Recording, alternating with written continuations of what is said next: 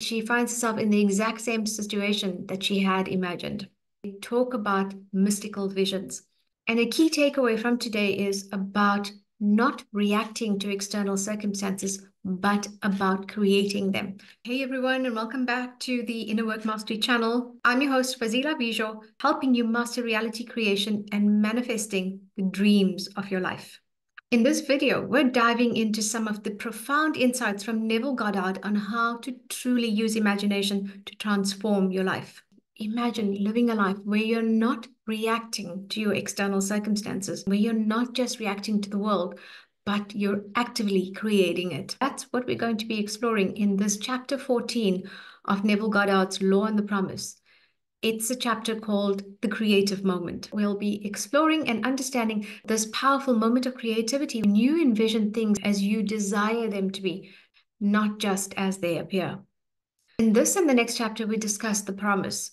And both the stories I'm touching on today talk about mystical visions. A fascinating story about a woman who for a brief moment imagined helping an elderly lady who missed her bus.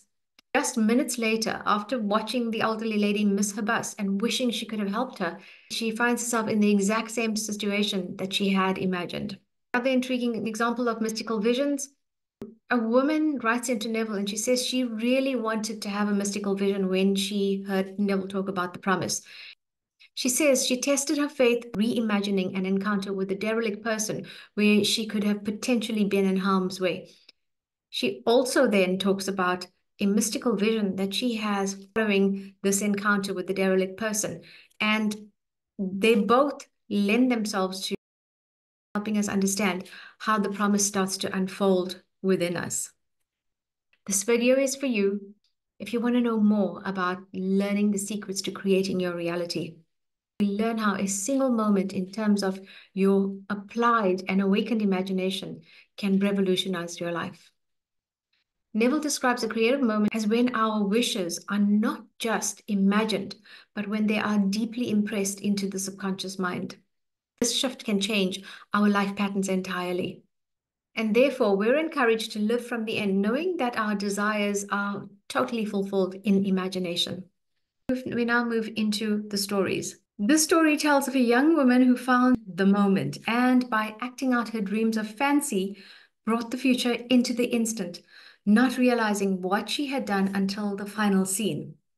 So she writes into Neville and she says, "The incident related below must appear to be coincidence to those never exposed to your teaching.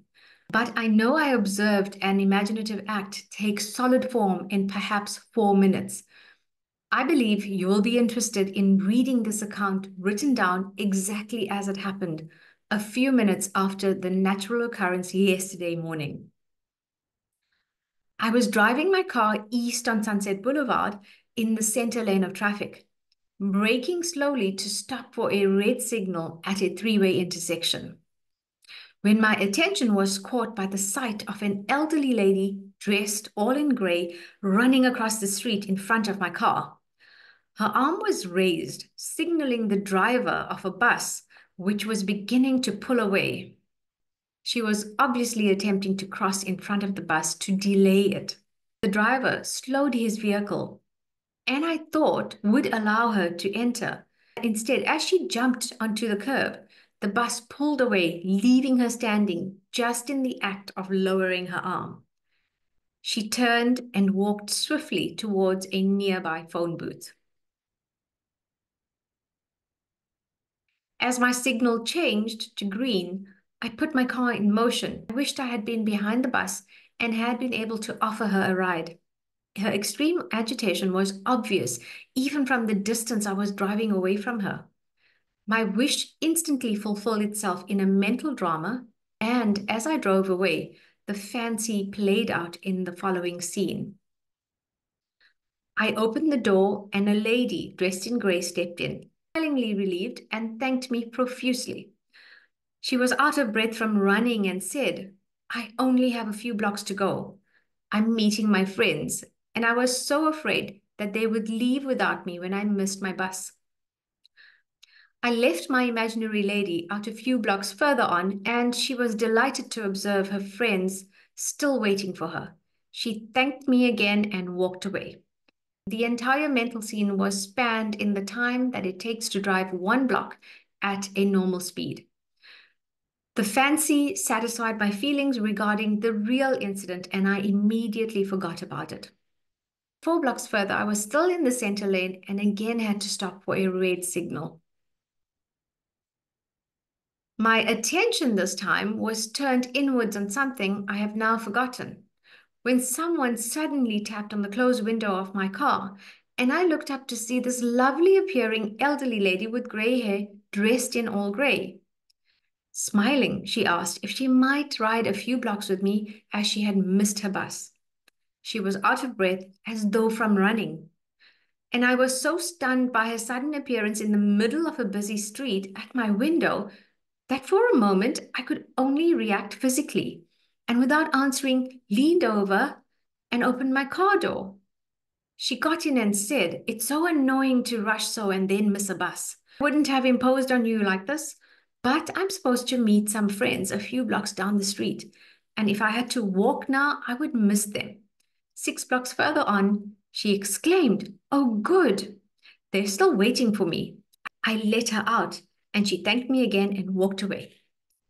I'm afraid I drove to my own destination by automatic reflex, for I had fully recognized that I had just observed a waking dream take form in physical action. She says, "I recognized what was happening while it was happening.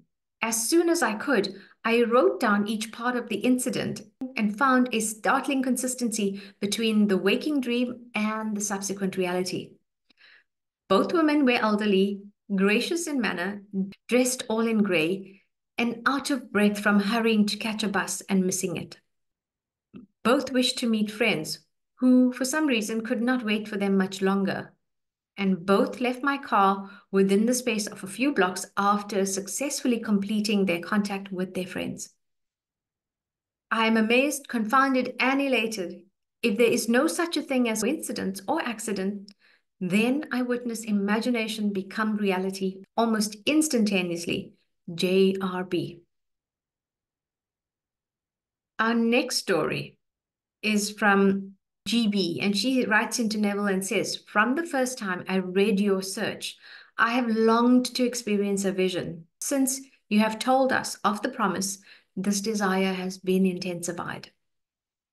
I want to tell you of my vision, which was a glorious answer to my prayer. But I am sure I would not have had this experience were it not for something that occurred 2 weeks ago." So 2 weeks prior, she says, "It was necessary for me to park my car some distance from the university building where I was scheduled to conduct my class. As I left my car, I was conscious of the stillness about me. The street was completely deserted. No one was in sight. Suddenly, hearing a most frightful cursing voice, I looked toward the sound and saw a man brandishing a cane, yelling between vile words, 'I'll kill you! I'll kill you!' I continued on as he approached me, for at that moment I thought, now I can test what I have professed to believe. If I do believe we are one, the Father, this derelict, and I, no harm can come to me." At that moment, I had no fear. Instead of seeing a man coming toward me, I felt a light. He stopped yelling, dropped his cane, and walked quietly as we passed with less than a foot between us. Having tested my faith at that moment, everything about me had seemed more alive than before. Flowers brighter and trees greener. I have had a sense of peace and the oneness of life I had not known before. And so she further says, now she comes to the vision that she has. "Last Friday, I drove to our country home. Nothing was unusual about the day or evening. I worked on a manuscript and, not being tired, did not try to fall asleep until around 2 the following morning. Then I turned off the light and drifted into that floating sensation, not asleep, but drowsy. As I call it, half awake, half asleep. Often while in the state, lovely unknown faces float before me. But this morning, the experience was different. A perfect face of a child came before me in profile. Then it turned and smiled at me. It was glowing with light and seemed to fill my own head with light. I was aglow and excited and thought, this must be the Christos. But something within me, without sound, said, no, this is you. I feel I will never be the same again, and someday I may experience the promise, GB. And this is what the creative moment is in reality. It is God Himself working through man. Our dreams will all be realized from the time that we know that imagining creates reality and we act with that conviction. However, it's more than just creating reality. Neville says, imagination seeks from us something much more deeper and more fundamental than just creating things. Nothing less indeed than the recognition of its own oneness with God. And this is it. God Himself is doing the work and working through man, who is all imagination.